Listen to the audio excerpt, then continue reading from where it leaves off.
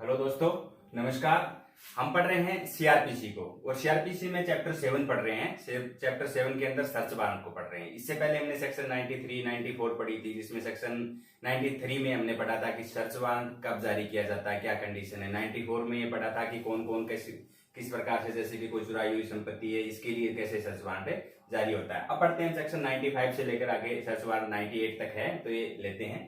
Section 95 को लेते हैं। सेक्शन 95 क्या कहती है कि कोई भी कुछ प्रकाशनों की जब्ती की घोषणा और उसके लिए तलाशी वारंट जारी करने की शक्ति। तो इसके अंदर क्या है, सेक्शन 95 ये कहती है कि जब भी किसी राज्य सरकार को ऐसा लगता है कि किसी समाचार पत्र या फिर किसी पुस्तक के अंदर ऐसी कोई बात निर्दिष्ट है जो कि आईपीसी की जो सेक्शन है, ये सेक्शन 153A, सेक्शन 53B जो हमने पढ़ी थी, इसमें राष्ट्रीय अखंडता से संबंधित कोई व्यक्ति लेख प्रकाशित कर देता है, ऐसी संबंधित जो बात आती है, या फिर किसी समुदाय वगैरह को किसी प्रकार से दुष्प्रेरित करने के लिए कोई बात कोई व्यक्ति कहता है, तो वो इस सेक्शन 153A के अंदर हमने पढ़ रखा है। सेक्शन 124A देशद्रोह से संबंधित कोई बात है, या फिर सेक्शन 292, 293 और 295A जो कि अश्लील साहित्य से संबंधित है।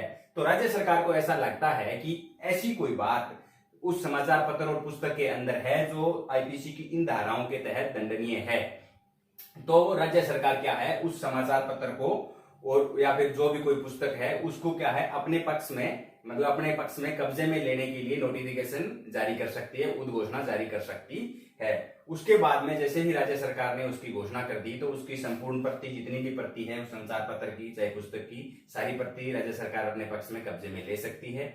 और उसके बाद की प्रक्रिया है कि कोई भी मजिस्ट्रेट, इसके अंदर कोई कंडीशन नहीं है कि डिस्ट्रिक्ट मजिस्ट्रेट हो, एसडीएम हो, कोई भी मजिस्ट्रेट इसके लिए तलाशी वारंट जारी कर सकता है।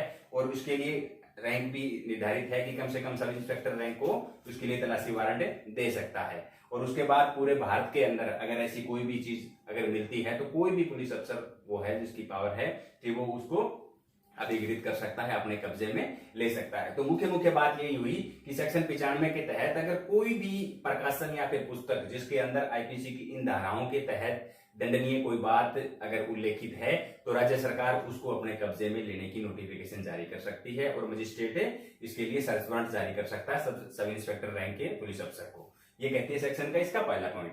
अब इसका दूसरा पॉइंट लेते हैं। तो दूसरे पॉइंट में क्या बताया गया है, दूसरे पॉइंट में विशेष कुछ बात नहीं है। दूसरे पॉइंट में मतलब ये बताया गया है कि जो इसके अंदर जो समाचार पत्र और पुस्तक है उसका मीनिंग क्या है। उसका मीनिंग जो पुस्तक रजिस्ट्रीकरण एक्ट 1867 है उसके अंदर पुस्तक और समाचार पत्र का जो मीनिंग बताया गया है वही मतलब है इसके अंदर समझा जाएगा। इसमें अंदर ये बात बताई है। और दूसरी बात इसमें यह बताई गई कि दस्तावेज के अंतर्गत कोई भी रंग चित्र, रेखा चित्र या फिर फोटो चित्र इसके अंतर्गत आ सकते हैं।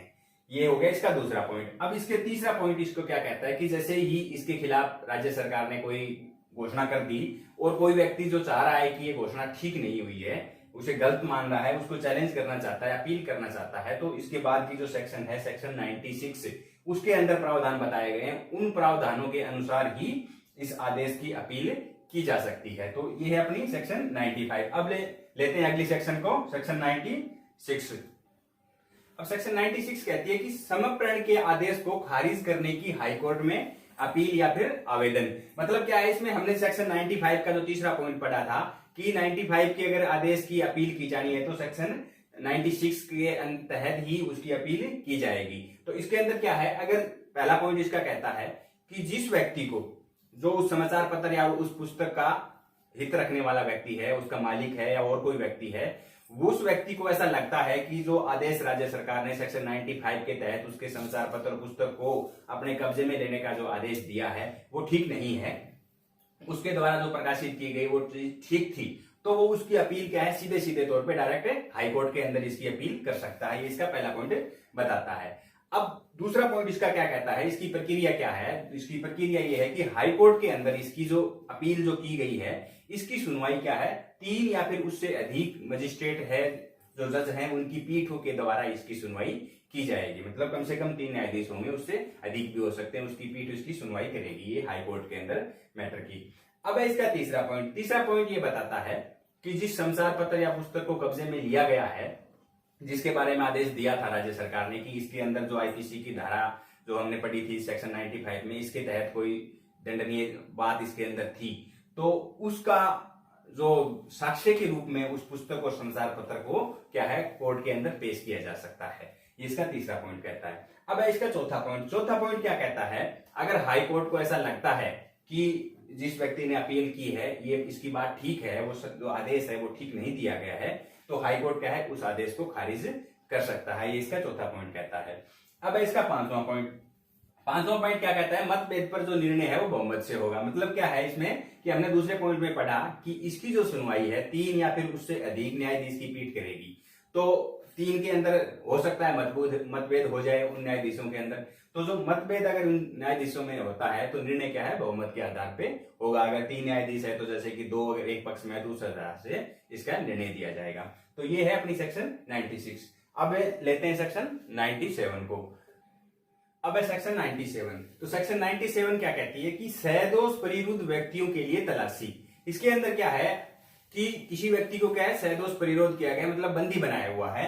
इसके अंदर कैटेगरी बनाई गई है कि या तो डिस्ट्रिक्ट मजिस्ट्रेट या फिर एसडीएम सब डिविजनल मजिस्ट्रेट और जेएमएफसी यानी कि जुडिशियल मजिस्ट्रेट फर्स्ट क्लास। ये तीनों जो मजिस्ट्रेट हैं इनको अगर किसी प्रकार की सूचना मिलती है और उनके पास ऐसा विश्वास करने का कारण है, विश्वास करने का कारण भी हमने जैसे सेक्शन 26 के अंदर आईपीसी में उसकी परिभाषा पढ़ी थी, तो इनके अंदर ऐसा कुछ विश्वास करने का कारण है कि किसी व्यक्ति को विधि विरुद्ध रूप में क्या है सदोष परिरोध किया गया है, तो ये जो मजिस्ट्रेट हैं वो तुरंत उसको मुक्त करवाने के लिए तलाशी वारंट जारी कर सकते हैं।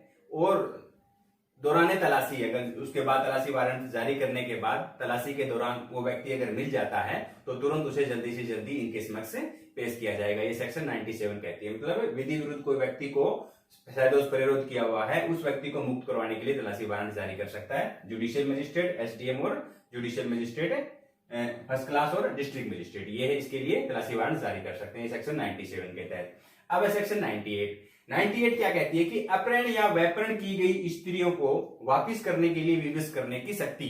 जैसे 97 के अंदर किसी व्यक्ति को परिरुद्ध किया गया था, इसी प्रकार सेक्शन 98 में भी यही मजिस्ट्रेट है, इन्हीं की पावर है ये डिस्ट्रिक्ट मजिस्ट्रेट, एसडीएम और जेएमएफसी यानी जुडिशियल मजिस्ट्रेट फर्स्ट क्लास को अगर इस प्रकार की इतला मिलती है कि किसी स्त्री को या फिर किसी बालिका को जिसकी एज क्या है 18 वर्ष से कम है किसी विधि विरुद्ध प्रयोजन से क्या है उसको कहीं पे परिरुद्ध किया हुआ है और इसकी अगर सूचना मिलती है तो तुरंत मजिस्ट्रेट इसके लिए उसे मुक्त करवाने के लिए तलाशी वारंट जारी करेंगे।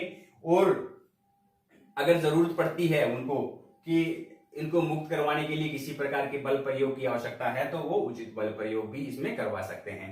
और जैसे ही अगर दौरान तलाशी अगर वो स्त्री है या बालिका वो मिल जाती है तो स्त्री को तुरंत स्वतंत्र कर दिया जाएगा और जो बालिका है जिसकी एज जो 18 वर्ष से कम है उसको क्या है उसके संरक्षक के समक्ष भेज दिया जाएगा। ये सेक्शन 98 कहती है। तो आज अपना चैप्टर तलाशी वारंट में यही तक था, सेक्शन 98 तक, और इसमें हमने 4 सेक्शन पढ़ी थी। सेक्शन 95 जो प्रकाशनों से संबंधित है, किसी भी प्रकाशन को राज्य सरकार जब्त करने का आदेश दे सकती है। और सेक्शन 96 में क्या है 95 का जो अपील है वो सेक्शन 96 के प्रावधानों के तहत ही उसकी अपील की जाएगी, उसमें सीधा हाई कोर्ट में अपील की जा सकती है। हाई कोर्ट उसमें क्या है खारिज का आदेश भी दे सकता है और जैसे हालात अनुसार डिसीजन उसमें ले सकता है। सेक्शन 97 हमने पढ़ी ली कि सदोष परिरोध व्यक्तियों को मुक्त कराने के लिए तलाशी वारंट 97 के तहत होगा और वैपरण की गई स्त्रियों का जो वापिस करने की जो शक्ति है सेक्शन 98 के तहत दी जाती है। तो आज का अपना चैप्टर इतना ही रहेगा। उम्मीद है आपको समझ आ गया होगा।